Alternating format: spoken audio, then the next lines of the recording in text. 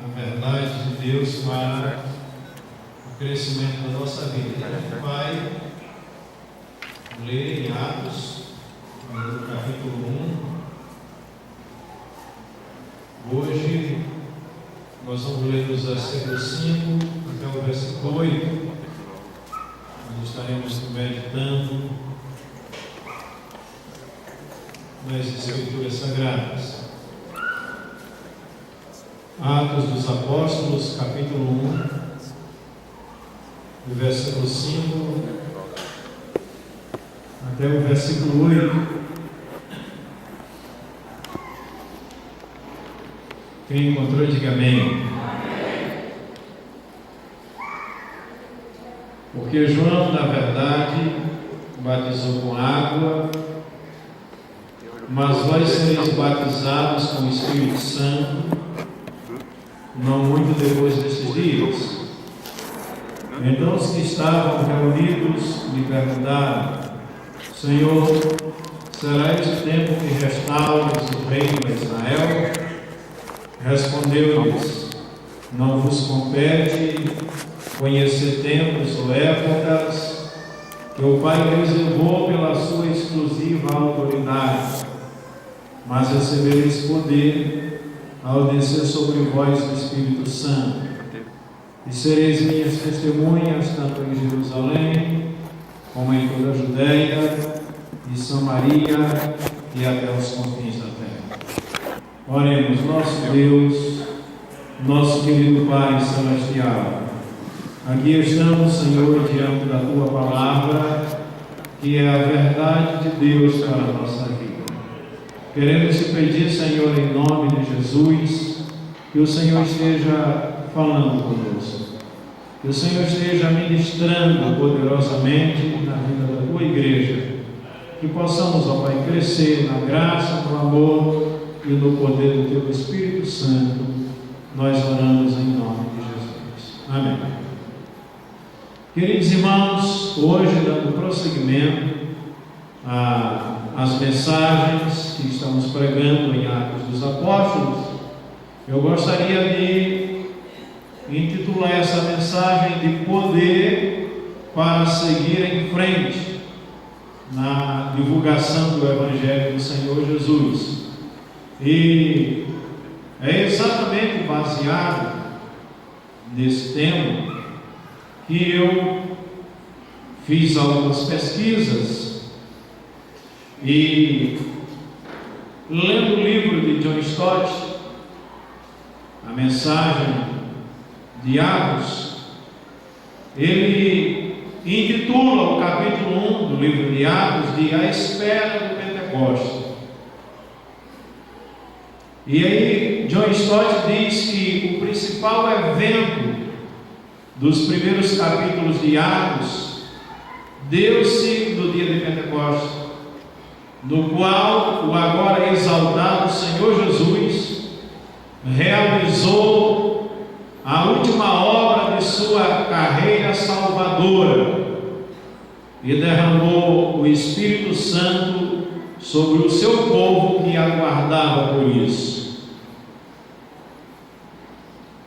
Continua Stott: sua vida, morte, ressurreição e ascensão, tudo culminou com essa grande dádiva que os profetas haviam predito e que poderia ser reconhecida como a principal evidência de que o reino de Deus fora inaugurado. Pois esse encerramento da obra de Cristo na terra era também um novo começo. Assim como o Espírito veio sobre Jesus, continua Stott, equipando para o ministério público, agora o Espírito deveria vir sobre o seu povo, equipando-o para o serviço. Baseado, querido, nessas palavras de Lucas e nessas considerações iniciais feitas pelo grande teólogo John Stott, eu quero considerar 4 coisas fundamentado nos versículos 4 a 8 do capítulo 1 de Atos dos Apóstolos. A primeira coisa que eu quero considerar diz respeito à promessa do Pai, que aparece aqui no versículo 4, que nós não temos lido como um dos versículos integrantes desse texto básico, mas diz assim: comendo com eles, determinou-lhes que não se ausentassem de Jerusalém, mas que esperassem a promessa do Pai, a qual disse ele: de mim ouvistes. E aí, quando a gente pensa nessa promessa do Pai, é impossível que a gente não olhe para as palavras do profeta Isaías, no capítulo 44 e no versículo 3 do seu livro, quando ele, inspirado pelo Espírito Santo, diz o seguinte: porque derramarei água sobre o sedento e torrentes sobre a terra seca, derramarei o meu espírito sobre a tua posteridade e a minha bênção sobre os teus descendentes, e brotarão como a erva, como o salgueiro junto às correntes de água. Vendo essa palavra profética de Isaías, eu também penso na palavra profética proferida pelo profeta Joel, no capítulo 2 e no versículo 28 do seu livro, quando nós sabemos que a nação de Judá estava vivendo um período extremamente difícil. Na verdade, aquela nação estava atravessando uma crise política, econômica, moral e social sem precedentes na história. E aí Deus levanta o profeta Joel para conclamar o povo ao arrependimento. E aí Deus promete que depois que esse povo quebrantasse o seu coração e rasgasse a sua alma diante dele, ele abriria as comportas dos céus e derramaria bênçãos materiais sobre a vida daquela nação. E aí depois vem também a promessa do derramamento do Espírito Santo sobre aquela nação. Os versículos 28 em diante diz: e acontecerá depois que derramarei o meu Espírito sobre toda a carne, vossos filhos e vossas filhas profetizarão, vossos velhos sonharão, e vossos jovens terão visões, e até sobre os servos e sobre as servas derramarei o meu Espírito naqueles dias, e mostrarei prodígio no céu e na terra, sangue, fogo e colunas de fumaça. O sol se converterá em trevas e a lua em sangue, antes que venha o grande e terrível dia do Senhor. Versículo 32 ele diz: e acontecerá que todo aquele que invocar o nome do Senhor será salvo, porque no monte de Sião e em Jerusalém estarão os que forem salvos, como o Senhor prometeu, e entre os sobreviventes aqueles que o Senhor chamar. Então, meus queridos, a gente vendo também outros textos agora do Novo Testamento, por exemplo, João, capítulo 14 e versículo 16, a gente vê Jesus falando sobre essa promessa. do derramamento do Espírito Santo. Exemplo, ele vai falar aqui sobre o Consolador. Versículo 16, ele diz: eu rogarei ao Pai, e ele vos dará outro Consolador, a fim de que esteja para sempre convosco, o Espírito da verdade, que o mundo não pode receber, porque não o vê e nem o conhece. Vós o conheceis, porque ele habita convosco e estará em vós. Queridos, em Gálatas capítulo 3 e versículo 14, Paulo, falando sobre a obra de Cristo na cruz, eliminando e cancelando a maldição, ele diz que a bênção de Abraão nos alcance, a fim de que recebamos o Espírito da promessa. Agora, veja bem, Jesus diz que os discípulos deveriam esperar em Jerusalém o cumprimento da promessa do Pai. E aí eu fico me perguntando como deveria ser essa espera. Como é que os discípulos deveriam se encontrar, que atitude eles deveriam tomar frente a essa espera, frente ao cumprimento dessa promessa. E aí eu coloquei 3 pontos que eu quero considerar. Primeiro, essa espera deveria ser com obediência irrestrita à palavra do Senhor. Veja bem, eles não poderiam ausentar-se de Jerusalém.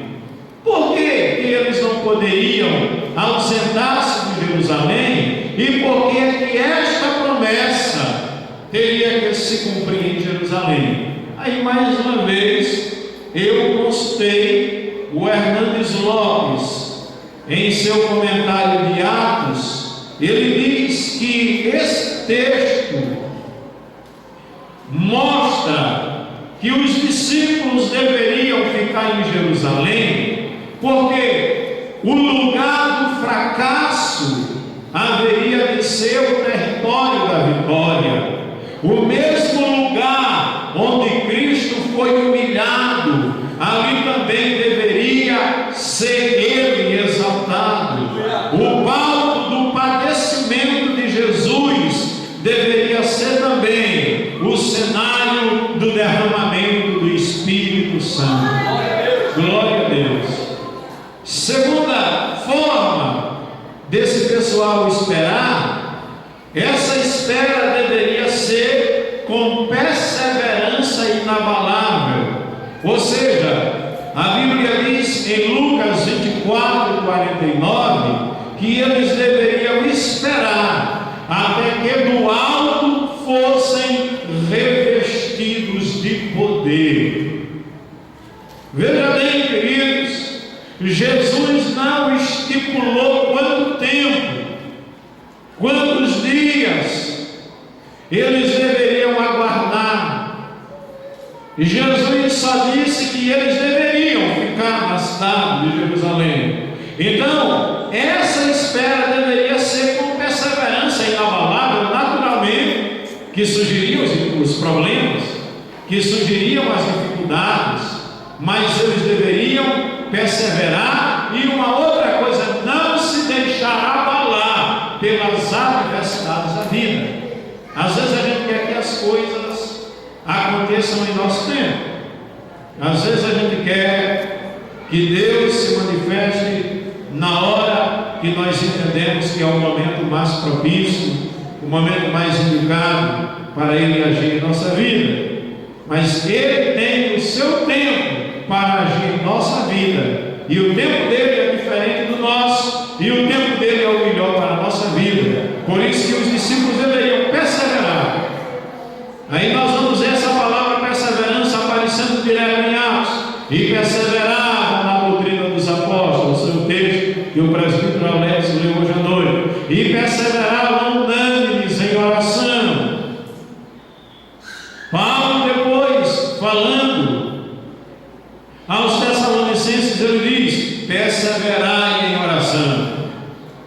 Terceira coisa que eu vejo aí é que essa espera deveria ser com expectativa triunfante.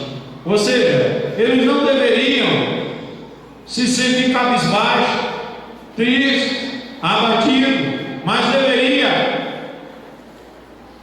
desenvolver dentro deles uma expectativa triunfante de que essa vinda do Espírito Santo traria para eles o revestimento de poder. E aí eu estava lendo algumas coisas sobre Moody e vi que ele escreveu na margem da sua Bíblia a seguinte frase: as promessas de Deus são os moldes em que fundamos as nossas orações perseverantes. Então, meus queridos, a gente vê que Jesus faz uma promessa para os discípulos. Os discípulos deveriam esperar com obediência irrestrita pelo cumprimento da promessa, deveriam esperar com perseverança inabalável e deveria esperar com expectativa triunfante. É a primeira coisa que eu quero considerar. A segunda coisa que eu quero considerar nesse texto que a gente leu é sobre o batismo do Espírito Santo, que aparece no versículo 5 de Atos dos Apóstolos. Aliás, hoje eu não vou me aprofundar nesse tema, porque não é o meu foco nesta noite, mas só gostaria de dizer que a terminologia batismo com o Espírito Santo tem sido muito debatida nos dias de hoje e tem gerado discussões acaloradas e também promovido muitas distorções na vida do povo de Deus. Muitos estudiosos acreditam, por exemplo, que o batismo do Espírito Santo é uma experiência separada da conversão. Essa é a visão dos renovados, dos pentecostais. Existem ainda aqueles que defendem que a evidência do batismo com o Espírito Santo é o falar em outras línguas. Aliás, nessa manifestação pentecostal, desse ramo pentecostal, só pode inclusive exercer o oficialato, o ministério, aqueles que falam em línguas. Se não falar em língua, não pode nunca ser consagrado ao ministério pastoral. Mas há aqueles que defendem que o batismo com o Espírito Santo se dá na conversão, quando somos batizados no corpo de Cristo pelo Espírito. Isso baseado em 1 Coríntios capítulo 12 e versículo 13. O meu entendimento é que a forma como esses teólogos veem a manifestação do Espírito Santo não seja tão importante assim. Não importa se alguns creem que para ser batizado com o Espírito Santo você tem que necessariamente falar em línguas, ou se você pode ser batizado com o Espírito Santo sem falar em língua, manifestando um outro dom. Não importa se a pessoa crê que o batismo com o Espírito Santo se dá no momento da conversão. Para mim isso não é importante. Para mim o importante é saber, é a igreja saber, é a igreja conhecer, é a igreja entender que só no poder do Espírito Santo a igreja terá condição de representar o Rei Jesus na terra. Somente o poder do Espírito Santo é que nos capacita a representar o Rei Jesus no planeta Terra.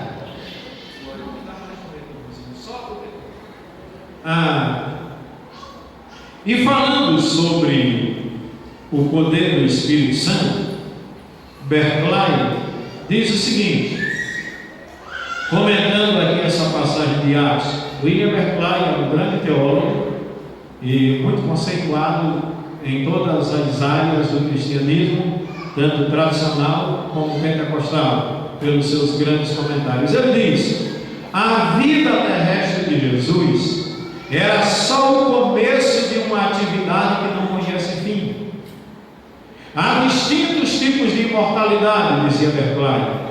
Existe a imortalidade da fama, e aí ele diz: sem dúvida nenhuma, Jesus ganhou esta imortalidade, dado que seu nome não será esquecido jamais. Há uma imortalidade da influência. Alguns homens deixam uma influência e um efeito no mundo que não pode morrer. Sem dúvida nenhuma, Jesus ganhou a imortalidade de sua influência devido a seu efeito sobre a vida dos homens, e o mundo não pode morrer. Mas, acima de tudo, existe uma imortalidade de presença e poder. Jesus não só deixou um nome e uma influência imortais, ainda vive, está vivo e tem poder. Não é aquele que foi, é aquele que é, e a sua vida ainda continua. Em certo sentido, tudo que o livro de Atos ensina é que essa vida de Jesus continua em sua igreja. Aí Barclay continua dizendo: o livro de Atos nos relata como a igreja recebeu o poder para continuar essa vida. Foi devido à obra do Espírito Santo. Muitas vezes chamamos o Espírito Santo o Consolador. Essa palavra, além de nascer do grego, ela também provém do latim. No grego, essa palavra Consolador seria o mesmo que advogado, que Paráclitos, o outro ajudador, aquele que segura o outro lado da ponta.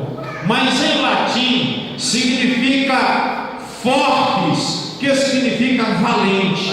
E o Consolador é aquele que enche os homens de coragem e força para que eles sejam valentes em Deus. Louvado seja o nome do Senhor. Vamos aplaudir a Jesus na sua.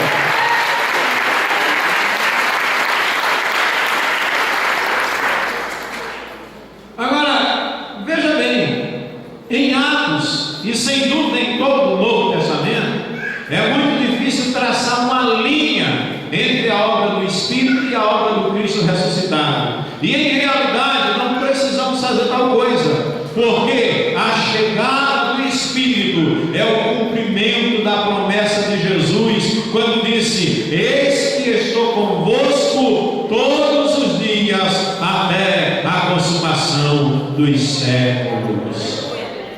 Quando o Espírito Santo desceu sobre os apóstolos, eles receberam a convicção de que não estavam realmente sozinhos e jamais ficariam sozinhos, porque Jesus estava presente agora através do Espírito Santo. Amém, gente? A terceira coisa que eu quero considerar nesta noite é sobre o reino e as suas testemunhas, baseado nos versículos 6 ao 8, quando a Bíblia nos diz que depois que Jesus proferiu essas palavras aos seus discípulos, que eles seriam batizados no Espírito Santo, alguém lhe perguntou. A verdade, os que estavam reunindo lhe perguntaram: Senhor, será este o tempo em que restaure o reino a Israel? Aí Jesus responde: não vos compete conhecer os tempos ou épocas que o Pai reservou pela sua exclusiva autoridade, mas recebereis poder ao descer sobre vós o Espírito Santo, e sereis minhas testemunhas, tanto em Jerusalém como em toda a Judéia, Samaria e até os confins da terra. Queridos, a gente vê que durante o seu ministério terreno, o centro da mensagem de Jesus Cristo era sobre o reino de Deus. Lá em Marcos capítulo 1, foi onde nós pregamos quinta-feira passada, uma mensagem inclusive abençoada. Jesus começa a falar sobre o reino. João Batista também. Eles começam dizendo: o tempo está cumprido, o reino de Deus está perto, arrependei-vos e crede no Evangelho. Então Jesus sempre falou sobre o reino. Mas o problema é que o que ele queria dizer sobre o reino, muitas vezes não era compreendido pelos seus discípulos. Ou seja, ele queria dizer uma coisa sobre o reino e os discípulos entendiam ou pensavam outra coisa. Por quê? Porque os judeus estavam sempre vividamente conscientes de que eram um povo escolhido de Deus, e eles criam que isso significava que estavam destinados inevitavelmente a receber honras e privilégios especiais e a dominar o mundo.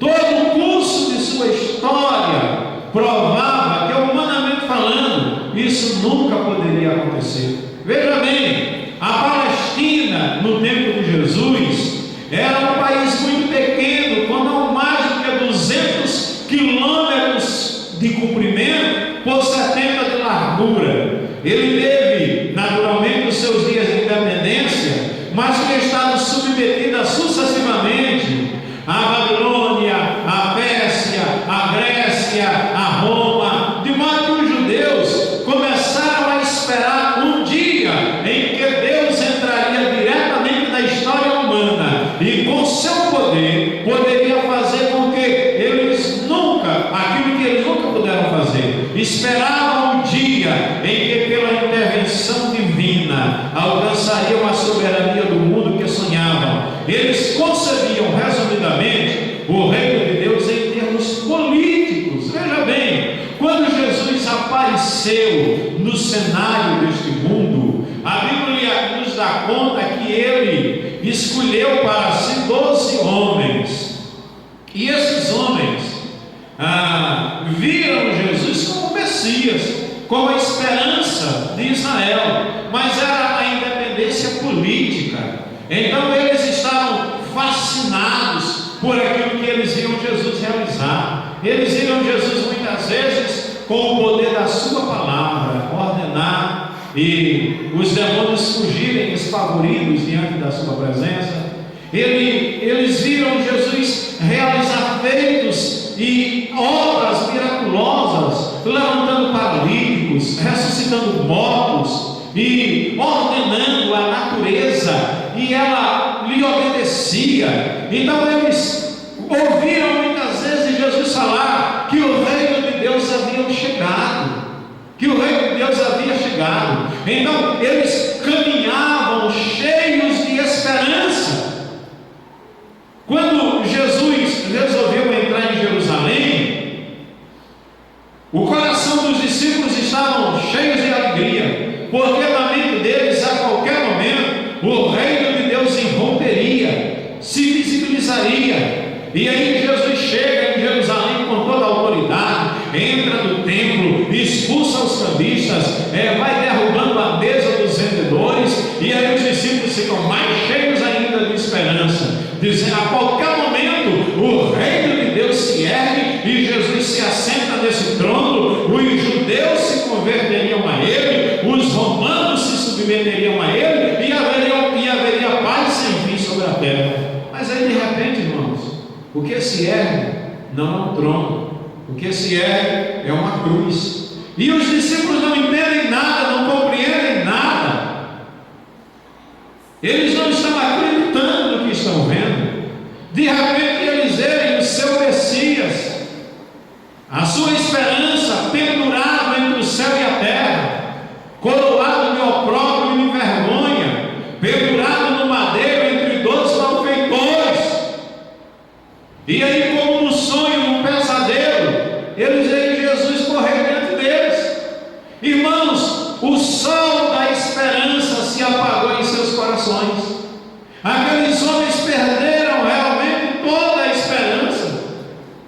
voltaram para a sua vidinha, tristes, decepcionados. 2 estavam retornando para a aldeia de Emaús, para a vidinha vazia, rotineira, para a vida de pesca. Estavam deixando Jerusalém, retornando para uma vida de sofrimento e de dificuldade. Queridos, e aí depois Jesus ressuscita e aparece a eles e se encontra com eles durante 40 dias. E os estudiosos afirmam que 40 dias era o tempo certo de se ensinar o necessário para uma pessoa naquele período, naquele contexto. E aí Jesus, antes de ser assunto aos céus, está aqui reunido, falando sobre a vinda do Espírito Santo. E o povo estava preocupado com a independência política de Israel. Eles perguntam: em que tempo o Senhor restaurará o reino de Israel? Aí John Stott diz que a pergunta deles deve ter deixado Jesus muito desanimado. Jesus deve ter pensado: será que eles ainda não compreenderam que eu não estou falando de um reino geopolítico, de um reino físico, mas de um reino espiritual? E aí João Calvino comenta o seguinte, que os erros são tantos quanto são as palavras. Aí ele começa a dizer que aparece aqui o verbo, o objeto e o advérbio dessa frase. Todos eles demonstram uma confusão doutrinária sobre o reino. E aí ele vai dissecar o assunto. Ele diz: o verbo restaure-se mostra que eles, os discípulos, estavam esperando um reino político. Segunda coisa que ele diz, um reino político e territorial. Segunda coisa, o objeto, Israel, restaure o reino de Israel, mostra que eles estavam esperando um reino nacional. E será este o tempo? Significa que eles estavam esperando uma restauração imediata. Irmãos, na verdade, a monarquia de Israel ainda não foi, inclusive, restaurada. Israel teve a sua independência política em 14 de maio de 1948, quando o chanceler brasileiro Oswaldo Aranha deu seu voto pró-independência de Israel. Ali nascia o Estado de Israel. Mas, na realidade, até hoje, o reino de Israel não é uma monarquia. Alguns até dizem que, consciente ou inconscientemente, os judeus estão guardando o trono para o rei Jesus. Mas era essa visão que eles tinham de um reino político. Aí Jesus vem e corrigiu essas nações falsas da natureza, extensão e chegada do reino. Como foi que Jesus corrigiu essa visão distorcida sobre o reino? Aí eu coloquei pelo menos 3 coisas que fez Jesus corrigir essa visão distorcida. Primeiro, Jesus disse para os seus discípulos que o reino de Deus é espiritual quanto ao seu caráter. Não era um reino nacional, ou seja, na língua portuguesa, na nossa língua, é claro que um reino normalmente significa um território que pode ser localizado no mar, como por exemplo o reino islamita da Jordânia, o reino hindu do Nepal, o reino budista da Tailândia ou o Reino Unido. Mas o reino de Deus não é um conceito territorial. Ele não consta e não pode constar em nenhum mapa. E é exatamente isso que os apóstolos tinham em mente ao confundir o reino de Deus com o reino de Israel. Jesus mostra para os seus discípulos que o reino de Deus não é terreno, mas espiritual. Jesus mostra que seu trono é estabelecido das pessoas,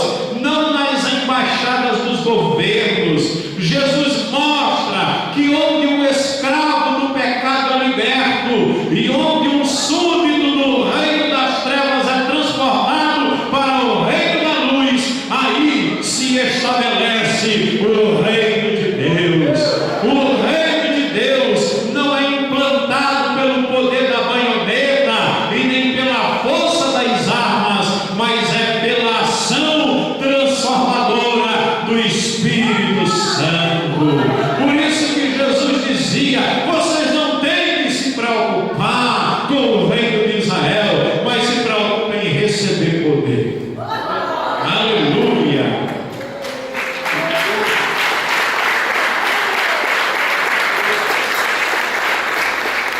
A segunda coisa que Jesus diz é que o reino de Deus é internacional quanto aos seus membros. Veja bem, os apóstolos de Jesus, aqueles homens que andavam durante 3 anos e meio com o Senhor, eles ainda nutriam aspirações limitadas, nacionalistas. Eles indagaram a Jesus se ele restauraria a independência nacional de Israel, que os macabeus haviam reconquistado no 2º século a.C. por um breve período, mas depois perdeu novamente. É tanto que Jesus, quando nasceu, o reino já estava novamente, o povo de Israel já estava novamente sob o domínio de Roma. Aí, em sua resposta, Jesus ampliou-lhes o horizonte. Ele prometeu que o Espírito Santo lhes daria o poder de serem suas testemunhas. Eles começariam em Jerusalém, a capital nacional, onde o Senhor fora condenado e crucificado. A gente sabe, meus queridos, que Jerusalém foi o cenário de seu estupendo sacrifício pela raça humana. Lá em Jerusalém, envolto nas vestes da humanidade, andara e falara com os homens, e poucos discerniram quão próximo da terra estava o céu. Lá em Jerusalém fora condenado e crucificado. Em Jerusalém havia muitos que secretamente criam em Jesus, criam que ele era o Messias, e muitos haviam sido enganados pelos sacerdotes e príncipes. Esses homens religiosos enganavam o povo, enganavam as pessoas, dizendo que Jesus não era o Messias, dizendo que o Evangelho não deveria ser proclamado. Mas em Jerusalém também era um lugar de onde deveriam sair, onde não deveriam sair, melhor dizendo, até que eles recebessem o Espírito Santo. Mas Jesus continua dizendo que eles permaneceriam por um tempo nas vizinhanças da Judéia, mas depois a missão cristã irradiaria a partir daquele centro, de acordo com a antiga profecia, de que de Sião sairá a lei e a palavra do Senhor de Jerusalém. Primeiro, essa palavra seria anunciada para a desprezada Samaria. Depois de Jerusalém, veja bem, Jesus diz: sereis minhas testemunhas tanto em Jerusalém como em toda a Judéia e depois em Samaria. Quando eles saem do território dos judeus, eles vão agora para os desprezados samaritanos, que eram uma mistura de judeus e gentios, e eram vistos aí como uma raça maligna, em que os judeus preferiam encontrar o capeta do que encontrar com o samaritano. E aí Jesus diz que a palavra seria levada à desprezada Samaria, e a seguir, ultrapassando as fronteiras da Palestina, para as nações gentílicas até os confins da terra. Vocês têm que compreender, judeus, que o reino de Deus é internacional quanto aos seus membros, porque na cruz Jesus demoliu as barreiras de separação e juntou agora judeus e gentios, e dessas duas raças formou um novo povo chamado Igreja de Deus. Aleluia! E a glória de Deus.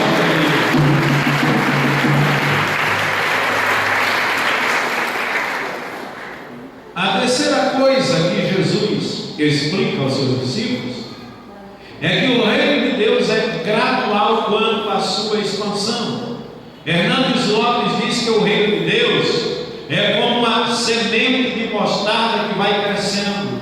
Ele não se estabelece com visível aparência, ele amplia seus horizontes na medida em que os corações se rendem ao Salvador. Veja bem, os apóstolos fazem uma pergunta ao Senhor, e a pergunta dos apóstolos incluía uma referência específica ao tempo. Será esse o tempo em que restaura o reino de Israel? Versículo 5. A Bíblia, na linguagem de hoje, diz assim: é agora que o Senhor vai devolver o reino de Deus ao povo de Israel. Era essa a pergunta. É agora? É esse o tempo? Essa, meus queridos, foi a expectativa de muitos durante o ministério público de Jesus. Lucas deixa isso bem claro no seu Evangelho. E aí a resposta de Jesus aos seus discípulos foi dupla. Em primeiro lugar, Jesus diz: não vos compete conhecer tempos ou épocas que o Pai reservou para a sua exclusiva autoridade. A pergunta dos apóstolos denunciava curiosidade ou impaciência, ou talvez ambas, pois o próprio Pai, o próprio Deus, havia determinado o tempo pela sua própria autoridade, e o Filho havia confessado que não sabia o dia nem a hora de sua volta e a parousia, que é a sua segunda vinda. Assim, os apóstolos são forçados a abafar a curiosidade e permanecer na ignorância quanto aos dias futuros. Não é apenas em relação ao cumprimento da profecia, mas também em relação às muitas outras verdades que Jesus ainda nos adverte. Não vos compete conhecer. Os mistérios pertencem a Deus e não cabe a nós espreitá-los. São as coisas reveladas que nos pertencem e devemos nos contentar com elas. Por isso que Deuteronômio 29, o Senhor diz que as coisas reveladas são para nós, mas as coisas ocultas pertencem ao Senhor nosso Deus. Tem muita gente que marcou a data da vida de Jesus, por exemplo, ao estudar a Bíblia, foi fazendo cálculo, foi avaliando e começou a chegar a uma conclusão de que Jesus voltaria em determinada época e gerou expectativa na vida do povo. No entanto, Jesus não voltou, porque a sua palavra é fiel. Ele diz: naquele dia e hora ninguém sabe, nem o Filho, nem os anjos, mas somente o Pai. Então tem determinadas coisas na Bíblia que são difíceis de fato de compreender, e que, inclusive, Pedro, falando sobre algumas coisas que Paulo escreveu, ele diz que os idosos torcem e outros encontram dificuldade de assimilação. Naturalmente, tudo que está na Bíblia foi revelado para nós e a gente deve pesquisar, mas existem pessoas que querem penetrar naquilo que a Bíblia não nos autoriza, querem ir além daquilo que está aqui nas Escrituras. E aí onde é que surgem as heresias, onde surgem as distorções? Jesus está dizendo: vocês não têm que se preocupar, permaneçam na ignorância. A segunda coisa, Jesus diz que apesar de não lhes ser permitido conhecer os tempos e as épocas, eles precisavam saber que receberiam poder, para que no período entre a vinda do Espírito e a segunda vinda do Filho, pudessem ser suas testemunhas. Na verdade, todo o período entre o Pentecostes e a segunda vinda deve ser preenchido com a missão mundial da igreja no poder do Espírito Santo. Os seguidores de Jesus deviam anunciar o que ele realizou em sua primeira vinda e chamar o povo para arrepender-se e crer, preparando-se para a sua segunda vinda. Eles deviam ser suas testemunhas até os confins da terra e até a consumação dos séculos, quando o Senhor Jesus diz: eis que eu estou convosco todos os dias até a consumação dos séculos. Então, baseado nessa resposta de Jesus aos seus discípulos, eu aprendo ainda três coisas que eu quero passar rapidamente. Eu aprendo três coisas com a resposta de Jesus aos seus discípulos. A primeira coisa que eu aprendo é que há muitas coisas que desejamos saber e que não são da vontade de Deus que saibamos. Ponha isso na sua cabeça. Tem muita coisa que desejamos saber e que não são da vontade de Deus que saibamos. Por isso que Se diz que há mais mistério entre o céu e a terra do que sonha a nossa mão filosofia.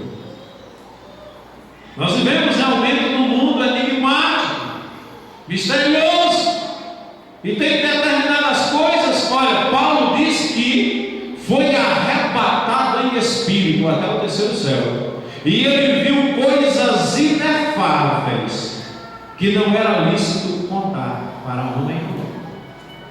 Essa é a primeira coisa que a gente precisa entender.